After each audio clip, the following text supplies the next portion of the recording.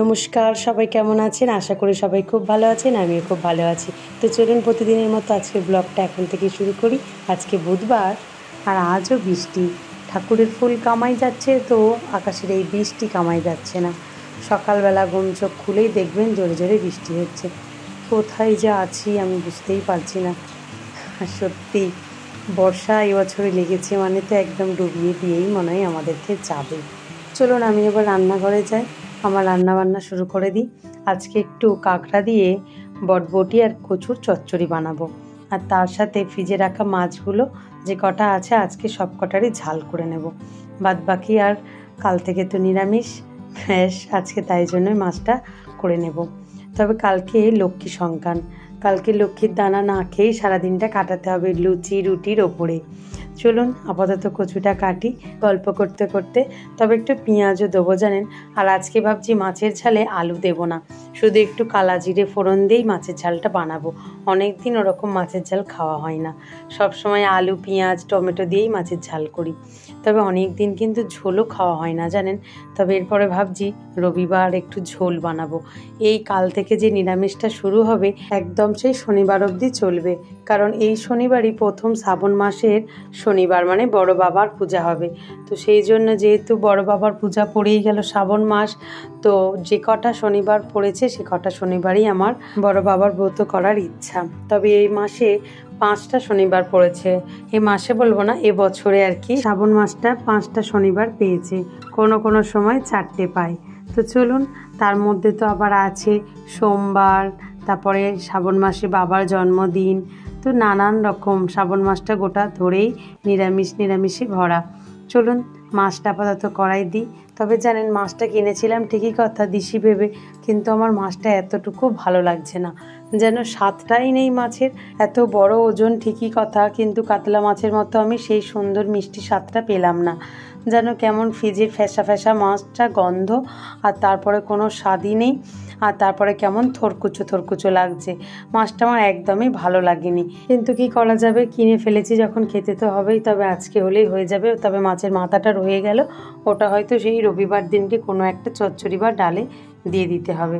এই দেখুন একটা কাঁকড়া ছিল বললাম, সেই কাঁকড়াটার ঘিটা দিচ্ছি এইভাবে চচ্চড়িটার মধ্যে।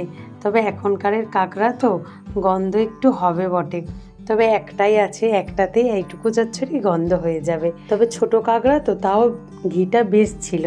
চলুন চচ্চড়িটা হয়ে গেছে, এবার একটু তেলের মধ্যে কালা জিরে ফোড়ন দিয়ে আর কয়েকটা কাঁচা লঙ্কা দিয়ে দিয়েছি, আর তার সাথে একটু পেঁয়াজের টুকরো রসুনের টুকরো এই দিয়ে আজকে মাছের ঝালটা করব। একটু ঝাল ঝাল, আর তার সাথে একটু সামান্য জুস রাখবো। তার মধ্যে এদিকে বৃষ্টিটা থেমেও গেছে, তবে বেশ ভালো জানেন। এই বৃষ্টিটা সকালের দিকে একটু হয়ে গেল, এবারে কাজের মানুষরা সবাই কাজে বেরোবে, স্কুলে যাবে বাচ্চারা, এখন থেকে বেশ 5টা অবধি বন্ধ থাকলেই ভালো। কিন্তু তার তো শোনার উপায় নেই, কাচাকুচি সব মাথায় উঠেছে, জামা কাপড় শুকাচ্ছে না, এই যা বৃষ্টি ধরেছে মনে হচ্ছে সত্যিই বন্যা এবছরে অনিবার্য। তো সত্যি সেই আরোই যখন আমার পেটে ছিল সেই তখন বন্যা দেখেছিলাম, আর এই বছর এইভাবে বৃষ্টি, মনে হচ্ছে আবার না সেই দিনটা ফিরে আসে। কিন্তু সত্যি কথা বলতে পথঘাটের যা অবস্থা, তার থেকেও এখন আরও বেশি খারাপ অবস্থা। কী যে করবে মানুষজন কে জানে। আমরা তো বাড়িতেই সারাদিন কাটিয়ে দিচ্ছি, কিন্তু যাদেরকে প্রতিদিন রাস্তায় বেরোতে হয় তারাই বোঝে আর কি। চলুন, রাস্তায় দুটো বড় বড় হনুমান এসেছে, তাই সবাই মিলে ওদেরকে খাবার দাবার দিচ্ছে। আমিও এসে দুটো বিস্কুট দিলাম, ওরা খাচ্ছে। বদ্দি আবার দুটো কলা দিয়ে গেছে, কিন্তু কলা দুটো ফ্রিজে ছিল বলে ওই দেখুন রেখে দিয়েছে, খাচ্ছে না। আর একটি ওপরে বসে আছে। তারপরেই এই যে বলছিলাম বৃষ্টি হয়তো আর হবে না, কেমন জোরে বৃষ্টিটা এসে দেখুন। কিন্তু কি করা যাবে, ওনাদের তো ডিউটি বেরোতেই হবে, কাজের মানুষরা কি আর ঘরে বসে থাকলে চলবে বলুন তো। রেনকোট পরেই ওনাকে যেতে হচ্ছে, আর ব্যাগে প্লাস্টিকের মধ্যে একটু জামা কাপড় আর তার সাথে একটা গামছা নিয়ে যাচ্ছে। জানে যতই বড় রেনকোট পরুক না কেন, একটু আধটু তো ভিতরের গেঞ্জি প্যান্ট ভেজেই বলুন। সত্যি আকাশটাকে আর কিছু বলার নেই। আছে মাঝে মাঝেই পশলা জল হয়ে যাচ্ছে আজকে। এই যে আজকে দুপুরের খাবার দাবার নিয়ে আমি আর আরোহী দুজনে বসে গেছি। যেহেতু আজকে এত বৃষ্টি হচ্ছে তাই আরোহী আজকে স্কুলে যেতে পারলো না। তো চলুন অনেকটা সময় মাঝে কাটিয়ে ফেললাম। তারপরে সন্ধ্যাবেলা একটু টিফিন বানাতে বসেছি।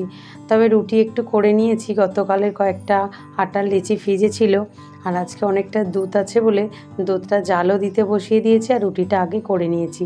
আর এখন টিফিনে বানাবো একটু গাজর কুচিয়ে নিচ্ছি আর তার সাথে একটু কাঁচা লঙ্কা, তবে একটু পেঁয়াজ আর রসুন ছোট্ট ছোট্ট করে বাটিতে কেটে রেখেছি। আজকে একটু ডিম দিয়ে জল রুটি বানিয়ে দেবো।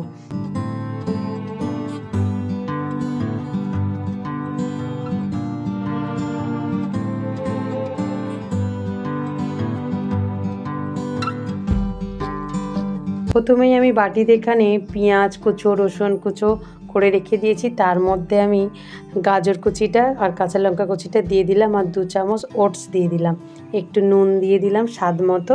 যতটা পরিমাণে আপনি জল ময়দা দেবেন ততটা পরিমাণেই নুনটা দিতে হবে। তার সাথে একটু 2 চামচ ময়দাও দিয়ে দিলাম, তবে ওটসটা পুরোটাই দিলে হতো, কিন্তু ওটসটা আমার গুঁড়ো করা নেই। একটু যদি কাঠকলাই ভেজে ওটাকে আমি মিক্সিতে গুঁড়ো করে রাখতাম তাহলে শুধু ওটস দিয়েই করা যেত। তাই একটু ময়দা দিলাম 2 চামচ আর 2 চামচ ওটস দিয়েছি। ডিম দুটোকে আমি ভেঙে নিলাম, এবার এটাকে সুন্দর করে ফাটাবো। তবে এটা তো ডিম দুটোর সাথে মাখবে না, এতে একটু জল দিতে হবে, তবে এটা পাতলা করে ব্যাটারটা তৈরি হয়ে যাবে। যেমন জল রুটি বানানো হয় তেমনই, মানে যেভাবে আমরা শুধু ময়দা দিয়ে জল রুটি বানাই সেই রকমই এটা ডিম দিয়ে হবে। তবে দারুণ খেতে লাগে, আরোহীর বাবার আরোহী বলে আর কি। তো আজকে টিফিনটা করছি এই দিয়ে, তবে খুব চটপট বানানো হয়ে যায়, কিন্তু যদি আপনার হাতের কাছে এই সবজিগুলো কাটা থাকে তবে তাড়াতাড়ি কিন্তু সত্যিই হয়ে যায়। তবে সকালের টিফিন বলুন আর সন্ধ্যার টিফিন বলুন, এই রকম যদি প্রতিদিন আমি করে দিই, আরোহীর বাবার খুবই প্রিয় একটা খাবার, কিন্তু প্রতিদিন তো সবসময় হয়ে ওঠে না। যেহেতু গতকাল থেকে নিরামিষ, তাই জন্য আজকে ভাবলাম বেচারিকে একটু বানিয়ে দিই সকালে, যতই মাছ খাক, ডিম প্রিয়সী মানুষ তো। একটু গোলমরিচের গুঁড়ো দিয়েছিলাম, একটু চাট মশলাও দিয়েছিলাম, আর তার সাথে একটু কালারের জন্য হলুদ ফেলে দিয়েছি। যেহেতু ডিম দেওয়া আছে তো অনেকেই ডিমটা হলুদ দিয়ে ভাজে দেখেছি, তবে আমি খুব একটা ভাজি না, যেহেতু এটা একটু সাদা সাদা মতো লাগবে তাই সামান্য একটু কালার দিলাম। চলুন এবারে সসপ্যানের মধ্যে তেলটা গরম হয়ে যেতেই আমি ব্যাটারটা দিয়ে দিলাম। আর তবে একটা হাতা নিলে খুবই ভালো হতো, তবে নেবো এবারে। আপাতত এটা চটপট গরম হয়ে গেছিলো বলে তেলটা দিয়ে দিয়েছিলাম। এই দেখুন কত সুন্দর একদম গায়ে লাগছে না, অথচ হয়ে যাচ্ছে, দেখেছেন? আর একদম তেলও অল্প লাগে আর খেতেও দুর্দান্ত হয় কিন্তু। তবে আমি একদিন ডিম ছাড়া এরকম সব রকম সবজি দিয়ে শুধু ময়দা দিয়েই বানিয়েছিলাম, জানেন? সেটাও সুন্দর খেতে হয়েছিল। যেহেতু আমি ডিম খাই না তাই ওরকম একদিন বানিয়েছিলাম। দেখুন কি সুন্দর হয়ে যাচ্ছে তাড়াতাড়ি। একটা হাতা নিয়েছি, 1 হাতা করে দিচ্ছি। তবে এটা রাতের খাবার হিসাবেও আপনি করতে পারেন। আমি একদিন তো রাতেও করেছিলাম, তবে খুব তাড়াতাড়ি যেহেতু হয়ে যায় তাই বলছি আর কি। সবার জন্যই করা যায়। ধরুন 3 পিস করে যদি ভাগে দেন মাথা পিছু, সুন্দর পেট ভরে যাবে, খুব সুন্দর। যারা রুটি খায় 3 পিস বা 2 পিস তাদের জন্য তো খুব সুন্দর একটা খাবার। তবে হালকা একটু সস দিলে এটা দারুণ খেতে লাগে। চলুন আজকের ভিডিওটা তাহলে এখানেই শেষ করছি। আগামীকাল একটি নতুন ব্লগে আপনাদের সাথে আমার আবারও দেখা হবে।